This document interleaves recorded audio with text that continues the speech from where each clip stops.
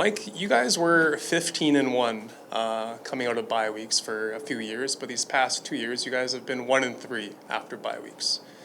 Do you put any? Why do you think that is? And knowing that, is there anything you guys did differently with this most recent bye week? Did we do anything differently? No, we didn't. It was a little longer, maybe a couple days longer. It was a long bye week, I guess. So there was an extra day of running or lifting given in their program for the bye week, right? So Braden Miller does a great job of making sure everybody's got the information they need so that they can, keep their bodies sharp over the bye week. And if they're following those instructions, then they should be fit, But I'm not sure I put in much stock to off bye weeks. I don't think, if you told me we were 15-1 a few years ago, I don't think I would say that we've done anything differently. Mm-hmm. What do you expect from this Ottawa defense, just considering that they're going to have a few new faces back there and a new defensive coordinator as well? Yeah, there looks like there's a decent number of roster changes. What you expect is their best, and you expect guys to be pros out there that obviously they're being put in that position because they should know what they're doing, and their teammates will communicate with them, and they'll play, obviously, damn hard.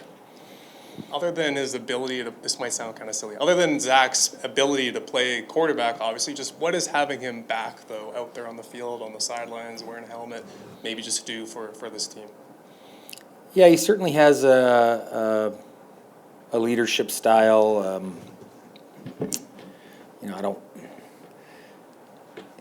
He's got it, that sort of oozes off him. It's not always words and it's not always actions. There's always just a combination of things where you can feel the leadership, Even in the meeting room, you can sort of sense that experience as a leader. He's been doing this a long time, and he just has a command and a presence, is probably the word I'm looking for, that is, it's unique to him. It's his style, right? It's authentic. You guys are 4-4. There are certainly much worse places that you could be than 4-4. But considering the last two performances that you guys have had, and I know you guys don't look ahead, but after this Ottawa game, you guys have a pretty tough stretch of games coming up. For Bomber fans that are looking at this team and what's kind of lies ahead and kind of lacking in confidence right now, what would maybe your message be to one of those people? You're saying the Bomber fans are lacking confidence? There's quite a few that are right now, if I'm being honest. Well, once again, I'm excited the way the guys return from the bye week and how they practice, the amount of work they put in. You dwell on a loss as we tend to do, and then everybody shows up and you're like, all right, this is pretty good.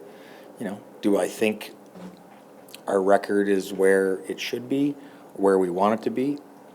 No, but that doesn't necessarily concern me. What concerns me is playing Ottawa, playing good football, making sure we're, living up to that standard that's going to allow us to win football games. Doesn't mean we're going to win every one, but it's going to allow us to win football games. So, once again, I'm after watching that film when we got back as a staff, I'm excited about our opportunity. I was chatting with Evan Holm this week, and he was saying it's kind of weird for him that he's not a rookie anymore, a younger guy. He's actually one of the guys that people go to for advice now. What have you seen from him over the years in terms of his growth and his ability to kind of lead, even though it's not, he's not the most talkative guy? Yeah, I think I've always thought of Homie as one of the best teammates you're ever going to have. The amount he puts into his teammates and not just with his play, like consistent high-level play that you can count on, but the one-on-one stuff and the way he can sort of galvanize and bring guys together, I think is very special. I think he's always had it, and I think over time, as he's felt more comfortable to do it his way, he's always been a leader.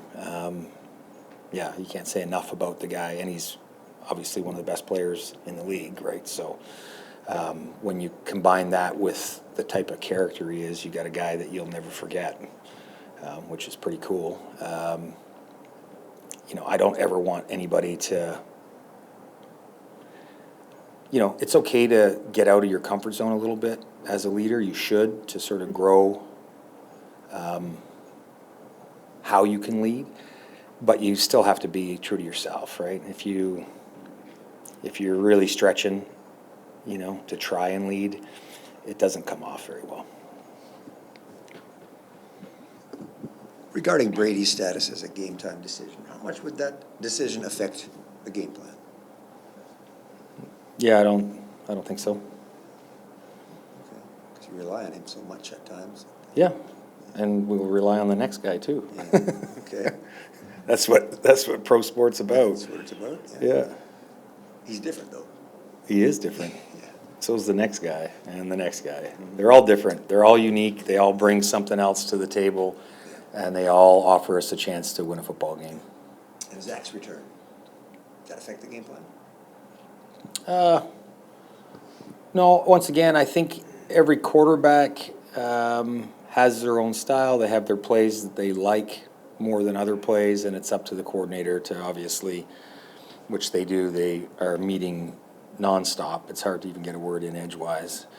But part of that is figuring out, it's not that the entire plan changes, but certain calls in certain situations, you just know that this QB likes that and that QB likes this. And you have to, you don't have to change exactly, but you have to keep that in mind when you're calling a game.